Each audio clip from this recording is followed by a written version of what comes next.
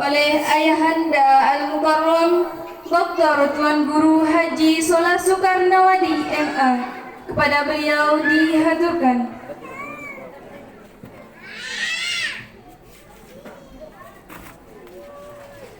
Bismillah khairil asma, bismillahilladzi la yadurru ma'a ismihi da. Bismillahilladzi la yadurru ma'a ismihi syai'un fil ardi wa la fis sama'i wa huwas samiul alim. Bismillahirrahmanirrahim bihamdih. Assalamualaikum warahmatullahi ta'ala wabarakatuh. Waalaikumsalam warahmatullahi. Mudah-mudahan keselamatan, rahmat, keberkahan Allah menyertai kita semua. Sekali lagi, Assalamualaikum warahmatullahi ta'ala wabarakatuhu wa maghfiratuhu wa ridwanuh. Waalaikumsalam. Amin. Mudah-mudahan keselamatan, rahmat, ridha, keberkahan dari Allah menyertai kita dan keluarga kita. Amin ya rabbal alamin. Alhamdulillah, kita bersyukur kepada Allah masih diberikan kesempatan untuk silaturahim dengan para tuan guru, para tokoh-tokoh dan jamaah sekalian dalam keadaan sehat walafiat. Mudah-mudahan kita semua tetap dalam kondisi baik-baik saja, sehat walafiat, panjang umur, murah rezeki, berkat bacaan selawat dan salam yang tidak putus-putusnya kita hadiahkan untuk Nabi kita Sayyidina Muhammad Sallallahu Alaihi Wasallam. Bapak Ibu sekalian, Rasulullah Sallallahu Alaihi Wasallam bersabda, al-ulama'u warathatul anbiya. Para ulama lah yang pantas disebut waris Nabi. Banyak pelajaran yang bisa kita ambil dari potongan hadis ini Bapak Ibu. Antara lain, kalau ulama itulah pewaris Nabi, siapakah wali itu pewaris siapa? Kalau ulama adalah pewaris para nabi, wali-wali itu pewarisnya siapa? Wali-wali itu adalah pewarisnya para rasul. Sehingga tingkatan rasul ini lebih atas, lebih tinggi daripada tingkatan nabi. Nabi belum tentu rasul, rasul udah pasti nabi. Dalam hadis yang saya bacakan tadi, apabila ulama adalah pewarisnya nabi, maka para aulia itu adalah pewarisnya para rasul. Nah, itu pelajaran yang pertama. Pelajaran yang kedua, dari ungkapan Nabi yang mengatakan al-ulama warasatul anbiya ini, kita paham bahwa Rasulullah Sallallahu Alaihi Wasallam sudah mewanti-wanti dari jauh-jauh hari supaya kita jangan terlalu fanatik buta kepada keturunan. Bisa saja Nabi kita mengatakan pewaris para nabi itu adalah keturunannya, keturunan Nabi. Kan bisa saja dan sah-sah saja Nabi bilang seperti itu.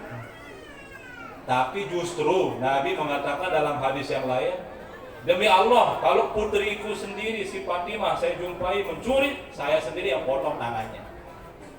Kalau saya lihat, saya jumpai, saya tangkap basah, kata Nabi ini, putri saya Siti Fatimah, saya jumpai mencuri, saya potong tangannya. Saya sendiri yang potong tangannya, kata Nabi. Supaya kita paham, Nabi belum tentu anak-anaknya jadi Nabi. Walaupun Nabi itu maksum, belum tentu anak-anaknya maksum. Kita hormatilah keturunan Nabi sebagai zuriyah, sebagai darah daging. Tapi kalau ada penyimpangan, kalau dia melakukan pelanggaran, tidak mesti kita hormati betul, apalagi sampai kita diamkan. Tetap siaran syariat Islam ini di atas segala-galanya. Nah, Rasulullah mengatakan al-ulama warasatul anbiya. Siapapun orangnya, walaupun asalnya dari Talon Ambon, walaupun dari Aibual, walaupun orangnya sipit-sipit, walaupun hidungnya pesek-pesek, bukan keturunan Arab, bukan keturunan Nabi, kalau dia berilmu, apalagi keberkahan ilmunya bisa dijaga dengan akhlak yang bagus, yang mulia, PAUD, cocok dia disebut pewaris para para nabi. Makanya Bapak Maulana Syekh selalu dalam salah satu karya beliau, lagu ciptaan beliau, apa namanya? Pandai-pandai memilih guru atau ngaji itu. Ya, pilihlah orang yang sangat keilmuannya silsilahnya bersambung sampai Nabi. Nah, oleh karena itu dalam kesempatan yang baik ini, saya izinkan dia mengijazahkan kepada pelunggu sebuah hadis musalsal. Sebenarnya tadi saya mau ijazahkan hadis musalsal membaca suratul Kausar, tapi saya dapat informasi bahwa sebagian besar dari pelunggu hadir pada acara silaturahim di pondok di Prian. Berarti sudah dapat ijazah dari saya membaca suratul Kausar. Nah, kesempatan ini izinkan dia meriwayatkan ya, jadi biasa. Saya mau riwayatkan hadis musalsal yang lain. Hadis musalsal ini disebut hadis musalsal bi taqbil ibhamain wal mashi 'ala al-'ainain. Hadis musalsal ini prakteknya adalah mengecup kedua ibu jari dan mengusapkannya di kedua mata pada saat muazin mengucapkan asyhadu anna sayyidana Muhammadar Rasulullah. Yang saya riwayatkan dengan sanad yang bersambung, jarak antara dia dengan baginda Rasulullah sallallahu alaihi wasallam 27 perawi. Saya terima ijazahnya langsung dari almarhum Tuan Guru Husnul Doa, termasuk dari Al-Mukarram mertua saya, Tuan Guru Haji Nasrullah. Keduanya menerima ijazahnya dari Syekh Yasin Al-Fadani. Syekh Yasin Al-Fadani terima dari Syekh Ali Al-Zahiri. Begitu dengan seterusnya sampai kepada baginda Rasulullah sallallahu alaihi wasallam. Mau Bapak Ibu terima ijazahnya? Perlu kita tahu sejarahnya dulu. Sejarah apa hubungannya pas asyhadu anna Muhammadar Rasulullah? Kenapa ibu jari yang kita cium? Kenapa tidak kelingking? Kenapa tidak jari telunjuk? Apa sejarahnya? Mungkin sebagian kita tidak asing. Kalau Jumatan misalnya dengan suara azan, kita lihat ada tokoh-tokoh, ada sesepuh-sesepuh kita yang mempraktekannya. Banyak yang tidak paham, sampai-sampai diingkari, oh bid'ah ini. Tidak ada sanadnya ini, tidak ada sumbernya, oh berarti dia tidak punya ilmunya.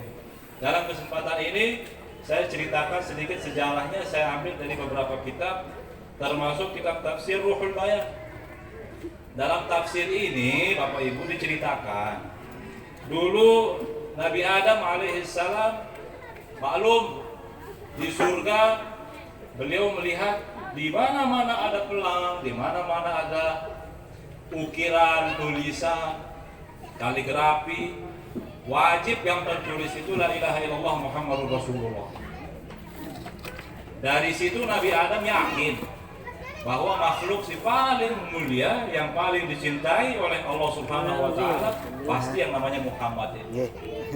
Nabi Adam bertanya, Muhammad ini siapa ya Allah? Allah jawab, keturunanmu. Nabi Adam bertanya, anak saya langsung?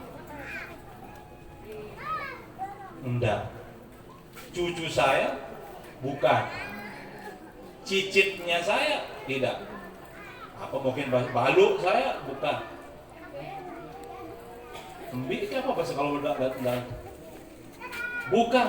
Masih jauh. Meninggal sih deh. Kata Allah Subhanahu wa taala kepada Nabi Adam, Anda sudah meninggal, masih belum lahir Nabi Muhammad ini, masih jauh perjalanan.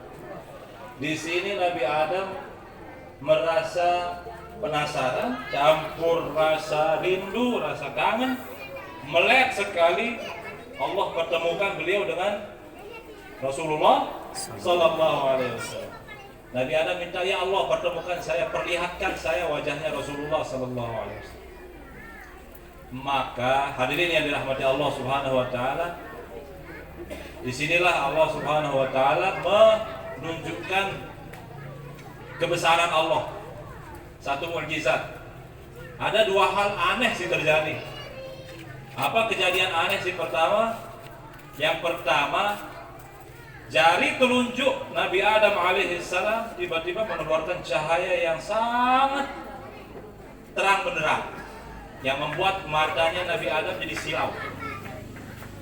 Padahal di dalam surga masih terang dunia, kalah cahaya-cahaya siaran dari surga itu dengan cahaya yang keluar dari telunjuk Nabi Adam alaihissalam.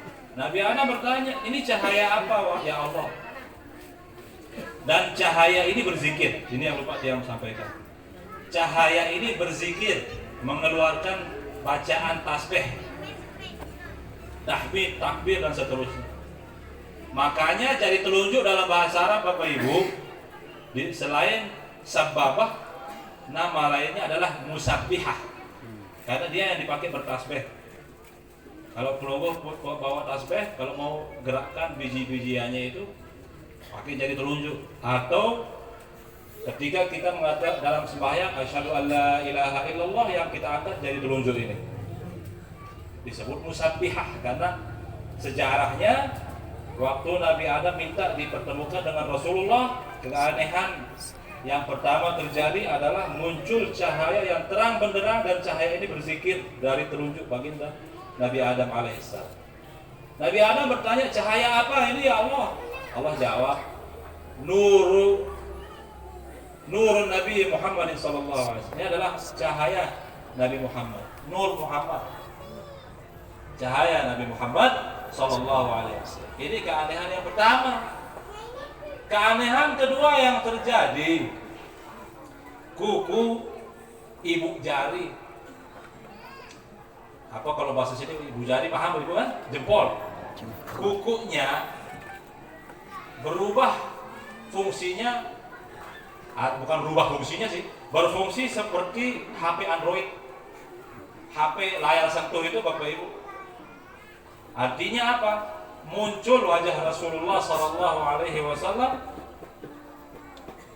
di kukunya Nabi Adam, kuku ibu jari Nabi Adam Alaihissalam. Bukan hanya foto, tapi video. Paham ibu-ibu? Video call. Kalau kita video call kan bukan hanya gambar yang kelihatan, tapi suara juga bergerak. Misalnya kita sekarang jam berapa ini? 11 pagi, 11 siang. Oh, jam 12 ini. Kalau di Mekah baru jam 6 pagi, masih gelap. Di Mesir masih pagi.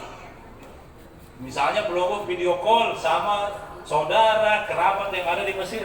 Di sini siang bolong kok disebut bolong, nggak tahu ya. Pokoknya siang terang benderang. Yang kita ajak video call masih gelap dunia. HP buatan manusia bisa mempertemukan dua orang di tempat yang berbeda, di zaman yang berbeda. Apalagi video call yang diciptakan oleh Allah Subhanahu wa Ta'ala, mampu mempertemukan Nabi Adam dengan Rasulullah Sallallahu Alaihi Wasallam, beda tempat, beda zaman. Paham Bapak Ibu? Mudah-mudahan suka nonton sinetron. Saya khawatir nggak paham bahasa Indonesia ini. Saya ini di Lombok Timur saja bingung. Saya bahasa Dasalakong beda, bahasa Bangkit beda, bahasa Pancong beda, bahasa Krian beda. Saya bingung mau bicara gimana ngomongnya. Apalagi sudah masuk Lombok Tengah ini. Lah, itu kesulitan saya pakai bahasa Sasak. Semoga pelungguh suka nonton sinetron supaya paham bahasa Indonesia sedikit. Ya. Jadi yang namanya HP, ciptaan makhluk ciptaan manusia itu doang mampu mempertemukan dua manusia beda tempat, beda zaman di satu waktu. Apalagi ciptaan Allah Subhanahu wa Ta'ala. Allah lewat kuku ibu jarinya Nabi Adam alaihissalam dimunculkan. Allah menghubungkan, Allah melakukan video call, dipertemukan Nabi Adam dengan Rasulullah Sallallahu Alaihi Wasallam lewat video call. HP-nya adalah kuku ibu jari, paham Bapak Ibu? Muncul wajah Rasulullah dan bergerak. Kaget Nabi Adam ketika beliau melihat wajah seorang laki-laki yang gagah, yang berwibawa, yang sejuk dipandang mata. Nabi Adam terkejut. wajah siapa ini ya Allah? Rasulullah, Allah Subhanahu wa taala kemudian menjawab, ini adalah wajah daripada Nabi Muhammad sallallahu alaihi wasallam. Seketika itu juga Nabi Adam meneteskan air mata. Nabi Adam menangis. Nangis kenapa? Nangis karena terharu, nangis karena bahagia, nangis karena bangga, mungkin juga nangis karena sedih tidak bisa hidup di zamannya, tidak bertemu langsung. Pokoknya Nabi Adam menangis ketika melihat wajah Rasulullah tanpa diajar, tanpa disuruh-suruh. Nabi Adam menyatukan, mengumpulkan jari telunjuk dengan ibu jari ini seperti ini. Kemudian dikecup, ya, dikecup, kemudian diusapkan di matanya. Persis seperti yang dilakukan oleh Thalibat ini ketika di video call oleh orang tuanya. Kemudian, "Ma, saya kangen sama mama," misalnya kan, video call nih, "Mama sehat, sehat nak, di mana sih deh? Ini saya lagi di Aibual nih, saya kangen sama mama." Dicium HP itu. Bukan HP-nya yang dicium sebenarnya, hakikatnya yang dicium adalah orang yang diajak video call. Begitulah Nabi Adam ketika mencium ibu jari, hakikatnya bukan sayang, bukan cinta kepada ibu jari ini, tapi kebetulan ada wajah Rasulullah muncul di situ dan niatnya memang mengecup, memeluk, melepaskan rindu terhadap baginda Rasulullah sallallahu alaihi wasallam. Itu yang terjadi, hadirin rahmati Allah. Nah, riwayat ini, kisah ini, malaikat Jibril di waktu yang lain menceritakan kepada Rasulullah riwayat ini, dan Rasulullah kemudian mengatakan, "Man sami'a ismi fil adzan faqabbala zifrai ibhamaihi wa masaha ala ainaihi lam ya'ma abada." Saya mendengar namaku disebut pada saat azan, lalu dikecup kedua ibu jarinya, lalu diusapkan di kedua matanya, dia tidak akan mengalami gangguan mata, tidak mengalami kebutaan selama-lama. Itu sejarahnya, hadirin rahmat Allah. Nah, jadi hadis ini saya riwayatkan dengan sanad yang bersambung sampai kepada perawi pertama, Sayyidina Anas bin Malik. Sayyidina Anas, dan syaratnya, ini penting yang saya sampaikan, syarat sah pengijazahan ini harus ada yang azan. Bagaimana kalau belum masuk waktu azan? Tidak apa-apa. Azan di sini, ya, boleh anak, siapa anak TK, siapa yang lulus tadi, ya, yang di wisuda tadi ada yang bagus suaranya azan, sila. Siapa yang mau azan, ayo. Nanti pas dia bilang asyhadu anna Muhammadar Rasulullah, saya akan kasih contoh, pelunggus semua harus saksikan. Itu saja syaratnya. Karena semua perawi mengatakan, si A mengatakan saya melihat si B melakukan itu pada saat azan. Si B mengatakan saya riwayatkan dari si C dan saya melihat si C melakukan itu pada saat azan. Supaya sah pengijazahan ini harus ada yang azan dan pelungguh melihat secara langsung. Saya praktekkan ini pada saat muadzin mengatakan asyhadu anna sayyidina Muhammadan Rasulullah. Siapa coba?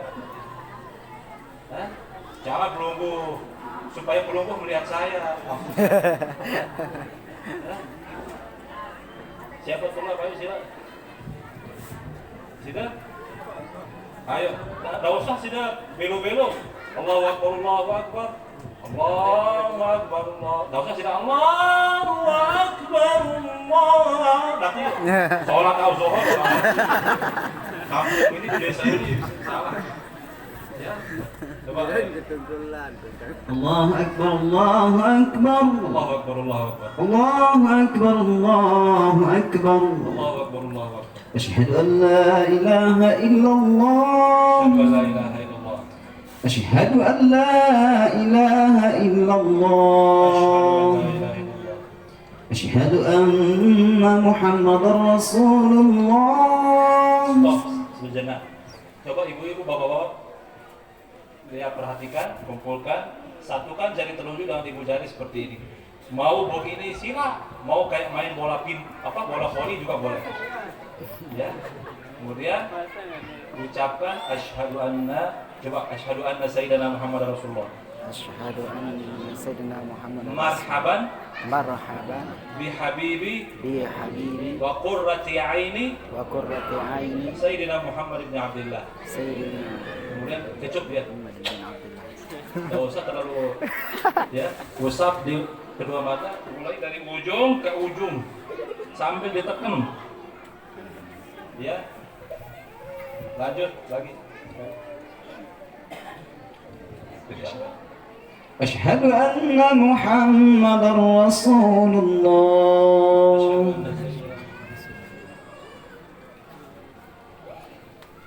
Mudah-mudahan semua udah lihat ya. Semua sudah saksikan ya, supaya sah ya. Lanjut. Cepat sampai habis. حي على الصلاة حي على الصلاة حي على الفلاح حي على الفلاح الله أكبر الله أكبر لا إله إلا الله. Terima kasih, luar biasa. Saya kira beliau hanya pengamat aja. Bagus sekali tadi semangat. Ternyata suara beliau juga luar biasa. Tidak kalah sama Korea tadi. Jadi, bagaimana dia terima ijazah hadis musalsal mengecup kedua ibu jari dan mengusapkannya di kedua mata pada saat muazin mengucapkan asyhadu anna Muhammadar Rasulullah. Saya dalam kesempatan yang baik ini ijazahkan khusus kepada Bapak Ibu jamaah yang hadir di majelis kita ini. Terima kasih. Yang terima ijazah. Perlu saya ingatkan kembali bahwa pengijazahan itu 4 rukunnya. Rukun yang pertama al-mujiz, yang mengijazahkan harus ada. Al-mujaz, yang kedua yang menerima ijazah harus ada. Yang ketiga al-mujazu bihi, ilmu yang diijazahkan harus jelas.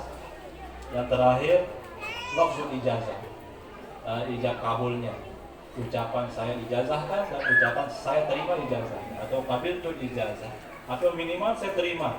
Qabiltu cukup, insyaallah sah. Jadi harus segera, jangan momot tunggu bermenit-menit ya, nanti tidak sah. Saya ulangi lagi, sebagaimana yang terima ijazah hadis musalsal yang tadi saya ijazahkan khusus kepada Bapak Ibu yang hadir di tempat ini. Yang terima ijazah. Sah. Sah. Alhamdulillah sah belum menjadi perawi yang ke-29, sah mengamalkannya dan meriwayatkannya serta mengijazahkannya kepada siapa saja, kepada keluarga, anak, kepada istri pertamanya, istri keduanya, kepada murid-muridnya, silahkan ya. Nanti saya akan kirim ke Ustaz siapa tadi namanya, Irwan. Nanti saya kirim syaratnya ya, tulisan syarat ijazahnya ke WA beliau. Bagi yang berhajat ingin memiliki, tinggal minta nanti dikirimkan. Kalau tidak ada printer nanti dikirim ke WA beliau sendiri. Ya, kita baca Fatihah sekali, kita hadiahkan pahalanya kepada semua nama-nama perawi yang tidak bisa yang sebutkan satu persatu, tapi semuanya sudah jelas ada dan tertera dalam kebetulan kitab yang salah satu karya saya. Kita doakan mudah-mudahan, kita berdoa mudah-mudahan kita semua mendapatkan keberkahan dari guru-guru kita, sanad kita bersambung sampai Rasulullah SAW. Ada jalan kita menuntut meminta syafaat besok nanti pada hari kiamat dari baginda Rasulullah masuk surga bighairi hisab. Amin ya rabbal alamin. Bismillah asrarul Fatihah.